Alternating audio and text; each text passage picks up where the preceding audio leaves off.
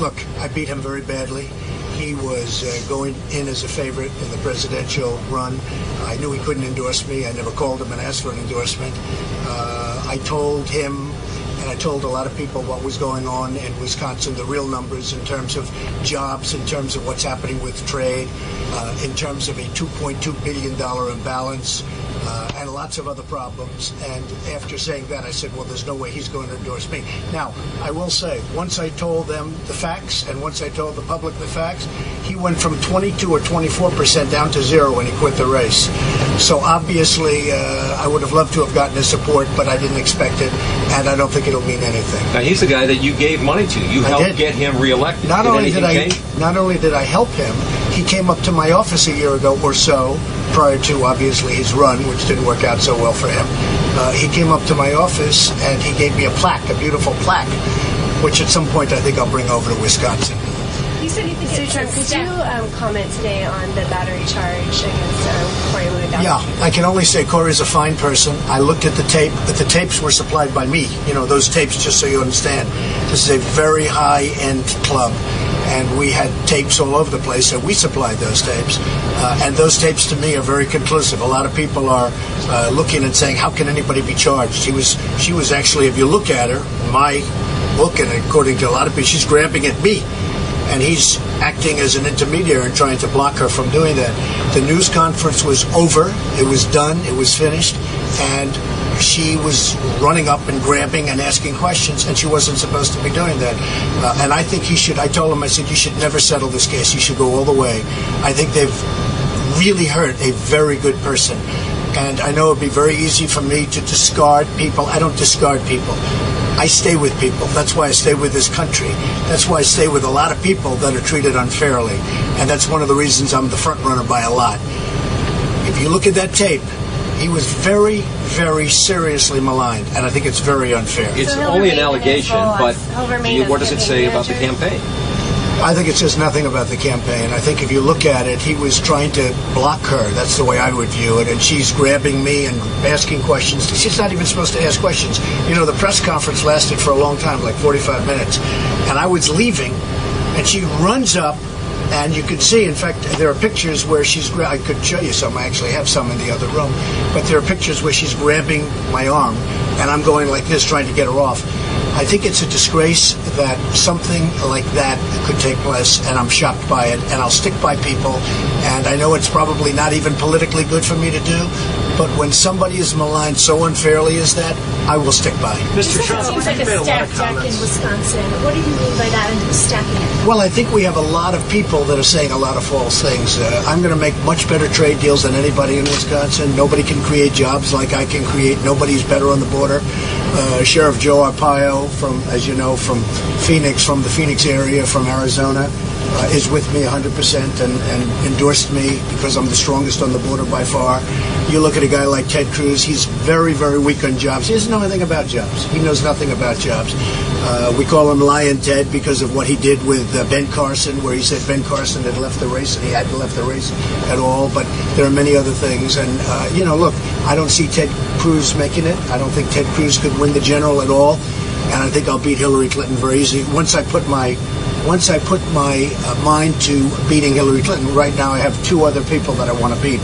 And hopefully I'll start that process and complete that process in Wisconsin. You said that you're going to stick by Corey, but will his role change at all in the campaign as this case unfolds? Well, I hope not. I think it's really unfair. It's a very unfair thing to a person. I was watching some of the television coverage, and a lot of people were on television saying, how could somebody be charged for that? I mean, they see it. I'm the one that gave the tapes. Nobody else gave the tapes. The tapes were from me. And they see it, and they see what took place, and it's so minor. And if you look at her initial statements, before she knew that we had tapes of her, she was talking about being pulled down or dragged down or something to that effect. And all of a sudden, when she saw that there were tapes, she changed her tone a little bit. I think it's a very, very sad thing, and I think it's very unfair to a good person. He's got a family. He's got 4 beautiful children. I think it's very, very unfair to a man with a wonderful family back in New Hampshire who gets, a criminal situation over that?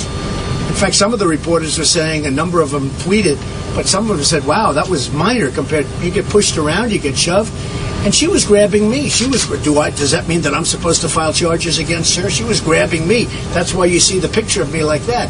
Now, maybe he was trying to get her off of me, but I think it's a very, very sad day in this country when a man can be destroyed over something like that. And you just look at that tape throughout the whole process, and you see how unfair it is. That's a very unfair. He's a good person. He's a good person with a wonderful family. And for him to be charged over something like that. And remember, she grabbed me before he even broke anything. And it almost looks like he's just trying to create a little room. Because to be honest with you, the news conference had finished. It was over. It was done. And I was rapidly leaving the premises. All of a sudden, she bolts out of nowhere. So I think it's very, very unfair. All right, let me ask you about Paul Ryan. You're in Paul Ryan's country here. This is blue-collar union. Right. What policies do you think you can work with Speaker Ryan on that you would both agree on? Well, I'll tell you one policy that whether we agree or not, I'm going to do if I win, and it's going to be great for Wisconsin and for the country, and that's trade. Because our jobs are being sucked away. I have some of the statistics from Wisconsin. Wisconsin is doing very poorly, by the way, for those that know. And the reason that Walker went way down, and even though I supported him initially, and he thanked me by coming up to my office and handing me a plaque, the reason that Walker went way down is because when I gave all of the statistics on how badly Wisconsin's doing, the jobs that are being taken away, the businesses, the lack of growth, when I gave all of those statistics, he couldn't dispute them. I mean, they're there, and I'll be giving them again. Dispute some of those. Well, I don't know what political. I don't care. I get these statistics from government agencies. I mean, they're just perfect statistics. Do you think he? So I'll be doing that. I'll be doing that during my first speech. Do you think he mishandled the public union issue? Well, I can say this. Wisconsin is in turmoil. It's always in turmoil. I sit back in different states and I watch and I see that Wisconsin is constantly fighting and recall elections. And I've never seen anything like it, frankly, in the country. So you could make a case it's a good thing because they're fighters. You could also make a case it's a bad thing. There's a lot of hate going on in Wisconsin, and I think it's bad. But worse than that are the numbers. Your numbers are terrible, and I will give you those numbers. In fact, I have them. If you want, I could get them right now. Scott Walker's numbers, though, when you look at his approval rating among GOP primary voters, is very high. You're going after him. Is that a gamble? No, I don't care about a gamble. Here's the thing. I think he's probably a nice guy.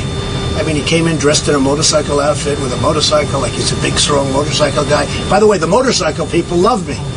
It's like my highest demographic. They love me. I go to things, I have 700 motorcycles waiting for me with people. So I don't know what he was doing, but he was, constantly riding around on motorcycles. If the people like him, that's fine. I think he's a nice person. I don't care about whether he's nice or not.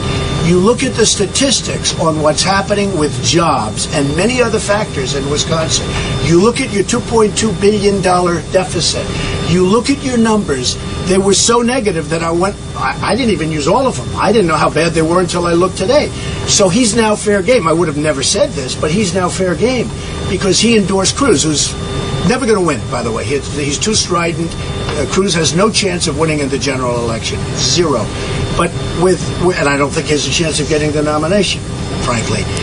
And he's way behind. He's won 6 states or 7 states. I've won, I think, 21 or 22 already. I say this.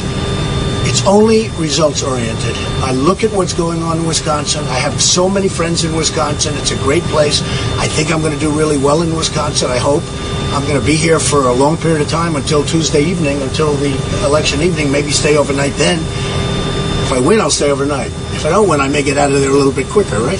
But I think I have a very good chance of winning Wisconsin. I will say this. When I reveal today, which I'm going to do with my speech, how bad the numbers are in Wisconsin, how jobs have been taken away by foreign countries, it's unbelievable, and I had no idea.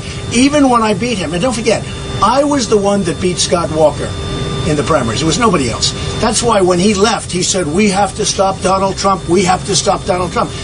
Because I went after him. And all I did, I wasn't bad to him. I just told the numbers of how poorly Wisconsin is doing. And he left the race very early. He gave up. He quit very, very early, earlier than most. Jeb stayed around and others stayed around, but he really left very early. And frankly, I don't even know why he left that early, but his poll numbers went way down. They went from being like the leader of the pack into almost the back of the pack. The reason I was able to do that so easily is because his numbers are horrible in Wisconsin. I'll be revealing those numbers, and they're numbers you probably have, but you don't report them. Because a lot of people think he does a good job as governor, and he's a nice person. I don't mind. I'm just going to reveal the numbers, and you see for yourself. Look at what's happened to the jobs. Look at what's happened to your growth. Look at what's happened to trade, how horrible trade has been for Wisconsin, how devastating it's been for Wisconsin. And you're in the middle of the pack. So we'll be talking about it at the speech. Mr. Trump, you got kicked around on talk radio, in Wisconsin conservative talk radio. You got kicked around yesterday on that. There were headlines saying, not kicked well, Sykes, destroys. I don't know anything about Sykes. Look, I think I did very well with Sykes. Did you not know that talk radio? I heard they were against for me. The Never Trump. No, movement. I heard they were against me. I understand that. They're for the establishment, and they're for guys that are running. The problem with this country is we have the establishment out there, including those people. Now, you take a look at Rush Limbaugh, and he likes Trump. And you take a look at a lot of the other ones, Michael Savage, many of the other ones, they really like Trump a lot. This particular group, I was told they're not going to be very nice, and frankly, they were fine. It was, if you listen to that debate, you would say Trump won on the merits. Because Wisconsin is not doing well. It's not doing well. Now, people can say, oh, that's insulting. It's not insulting. It can do well, but we have to change trade policies because we are getting ripped off in the whole country by trade, by jobs, by other countries. What's your response to Trump? You said how would your policies, a lot of what? A lot of hate in Wisconsin. How would your policies not increase that hate? Well, I think it's going to increase jobs. It's going to increase incomes. It's going to increase profits. It's going to increase a lot of things, and it won't be. But there's a lot of hate in Wisconsin. I mean, I looked at those rallies. I looked at those, that tremendous, that interaction between groups of people. And I said, wow, is this in the United States? That was tough. And I give Walker in one way I give him credit because he was willing to withstand it. In another way, I don't give him credit because, you'd like to be able to bring people together a lot better than that. But when I looked at his numbers and how bad Wisconsin is doing, that's why there's such hatred. All you have to do is look at the numbers. When you look at the numbers on how poorly Wisconsin is doing in jobs and trade and so many other things, the farming, how they're getting killed, then you understand why there's such hatred and such fighting in Wisconsin. I talked to Wisconsin. Women, you said that there's no one who's a bigger supporter of women than Nobody. Nobody is a incident- bigger supporter of women than Donald Trump. This incident with Michelle Fields, though, are you worried that will undermine that? I don't think statement? so. Especially because Democrats, Some Republicans are already jumping it's on very it. interesting. I know Piers Morgan and many people, they saw that tape and they said, you got to be kidding. You got to be kidding. Again, the tape was given by me because my places are very successful and I have cameras all over the ceiling. That tape was given by me. So maybe it was political, maybe it was something, but when you look at that tape, I guarantee you were pushed around more getting onto this plane right now than she was pushed around. You take a look at this. Look at you folks back here with the cameras on this small space. You got pushed around more than she got pushed around. I just can't stand by and watch a man's life be destroyed. And take a look at her original statement. Just look at her original statement before she knew that Donald Trump is rich and has cameras all over the ceiling so that we can protect people from the standpoint of security, fire, etc., etc. Take a look at her original statement, the first words out of her mouth about her going down and, pulled down or something to that effect. She was pulled down. She didn't pull down. She doesn't even change her expression. I mean, I looked at the tape.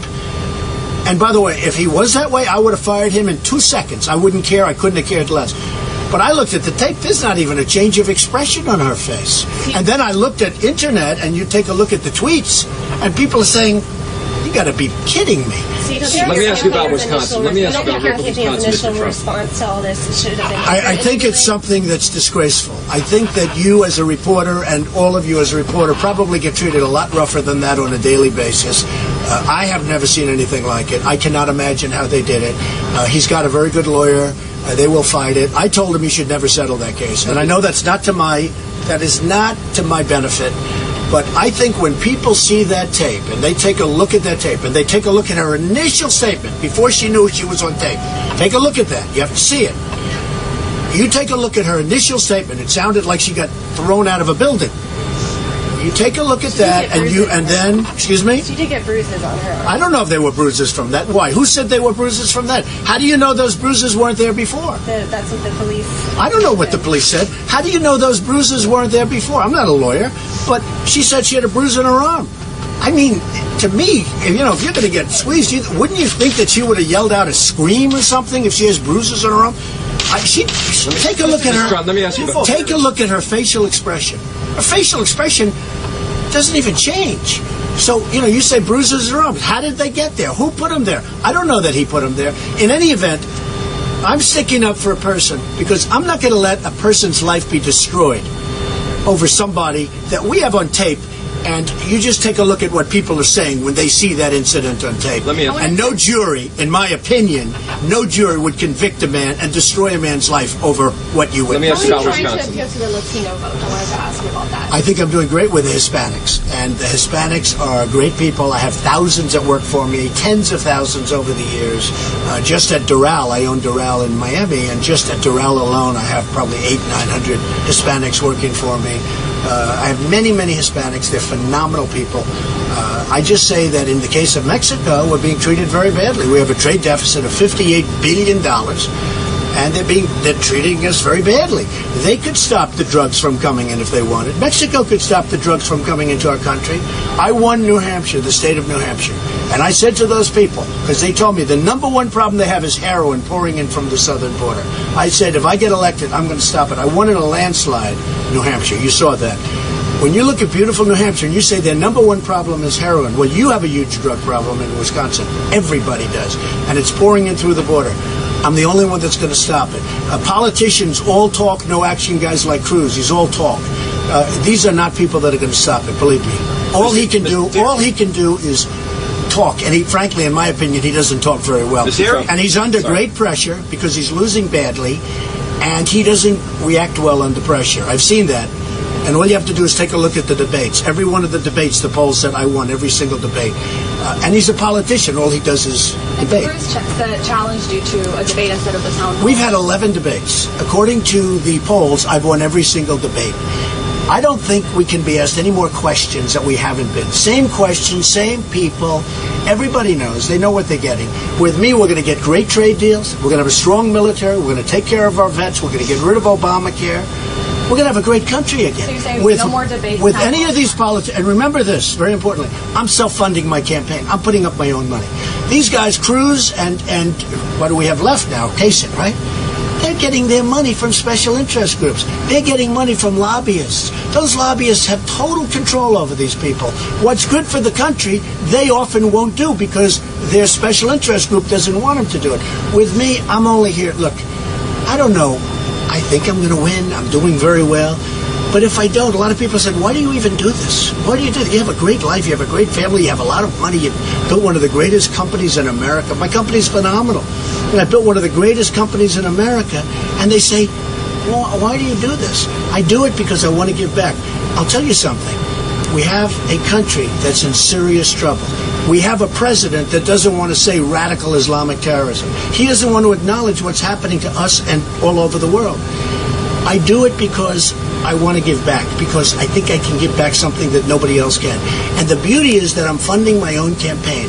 So Johnson & Johnson and all of these big pharmaceutical companies and all of these big oil and gas companies like Support Cruz and all of these big companies have nothing to do with me. I don't need to do anything for them because they gave me nothing. I didn't take any of their money. Mr. Trump, let me ask you, I talked to the first Wisconsin female lieutenant governor, Margaret Farrell. She's not a feminist, but she said she used to teach 6th and 7th grade. And she said if some of her students said some of the things you say about men and women, they would be in a lot of trouble. I became a politician 8 months ago. During my life, I've had a lot of fun. I've had a lot of victories, mostly victories, almost all victories, but I've had a lot of victories. I've had a lot of fun.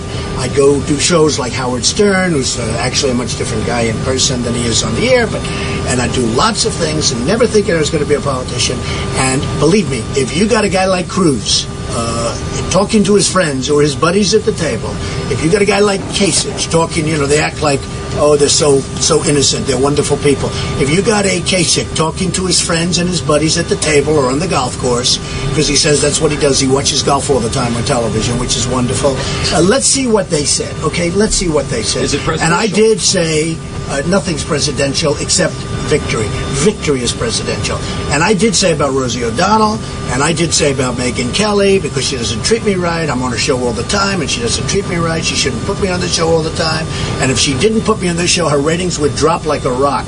And she's only successful, frankly, I think she's successful mostly because she follows Bill O'Reilly, but that's beside the point. So I say things about certain people, and I'm open about it. But I will say this, you go behind the scenes and you see what Ted Cruz, I don't know if anybody saw the video that he made of him and his family praying, where they were doing retakes, takes all over, and it lasted for hours. Why don't you go study that video and you tell me whether or not he's real. You tell me whether or not Ted Cruz is real. Go get the video that they made that was released, and I think you know the video I'm talking about. You get the video where they were making commercials and using his family in a not very nice way, and you play that video for the people of Wisconsin, and you tell me whether or not Ted Cruz was real. Because I'll tell you what, he's not real, and I know people. I've made billions of dollars because I understand people. Your immigration policies, a lot of people here in the state are scared about because we have a huge dairy farming industry. That industry relies on immigrant labor to be successful. They're telling me if you round up all of the immigrants and deport them, the agricultural economy in the state is going to go bust. When you need help, the people are going to be able to come in. When you can't get people, they're going to come in, but they're going to come in through a legal method. When you need help, we have the same thing up in the wine country in California, and when they need help, those people are going to come in, they're going to show they can't get them, and they're going to have them, and they're going to come in legally. It's going to be a wonderful system. They're going to come in legally.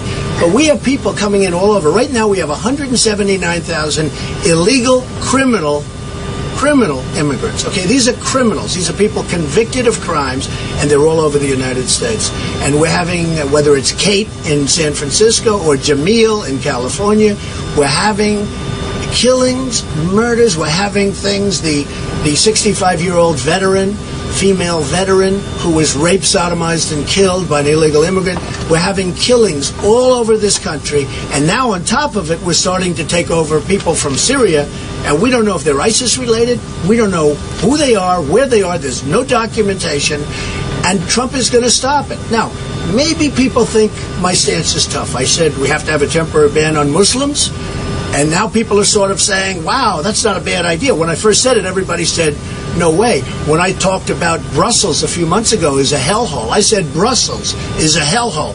The New York Times did a big, major story on me saying what a horrible thing to say about Brussels. And then you see what happened a couple of days ago. And now everybody's saying Trump was right. I was right about a lot of things. I was right about taking the oil. I was right about Osama bin Laden because I talked about him before he blew up the World Trade Center. I was right about a lot of things. And I think I have a lot better handle on this. And by the way, I'm right about NATO.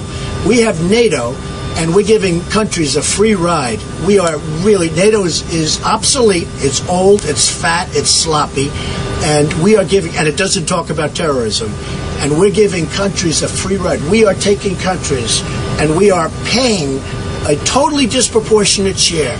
We owe $19 trillion. It's going to be soon $21 trillion because of that horrible budget that was just passed, the omnibus budget.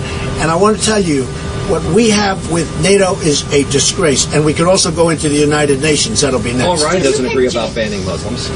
I don't care if he does or not. I mean, if he doesn't, he doesn't. I'm saying I think until we find out what's going on, we have to do. Look, the man, this wise guy, horrible human being that was caught last week, he was living with all of his friends. He was staying a few doors down from where he grew up. They all knew he was there. Everybody admits they all knew he was there. They never turned him in. Why didn't they turn him in? They should have turned him in. Instead, the cops found him by luck and go in shooting. Now, why didn't they turn him in? Why didn't the people in San Bernardino who killed 14 people in California, why didn't their neighbors say that there were bombs all over their apartment? There were bombs all over that apartment. Their neighbors saw the bombs. Why didn't they say, hey, wait a minute, these people are up to really bad things. There happen to be many bombs all over the floor of the apartment. That's not a normal situation. Why didn't they turn them in? We got a really big problem with radical Islamic terrorism, and until our country realizes it, and until our president is willing to talk about it, but he's gone now. He's out of it. I don't think he knows what he's doing. I mean, our president is grossly incompetent, and I don't think he has any clue what he's doing. But until he's willing to mention the name of the problem, you can just, I mean, we're going to have, and this is a problem that is getting bigger and bigger and worse, and mark my words, it's going to get a lot worse before it gets better. Unless I'm elected president, I will stop the problem. Okay, we got to go. Whoops. Sorry. Can you talk about... Okay, thank you, everybody. I'll see you at the speech. Favorite number 12. Thank you.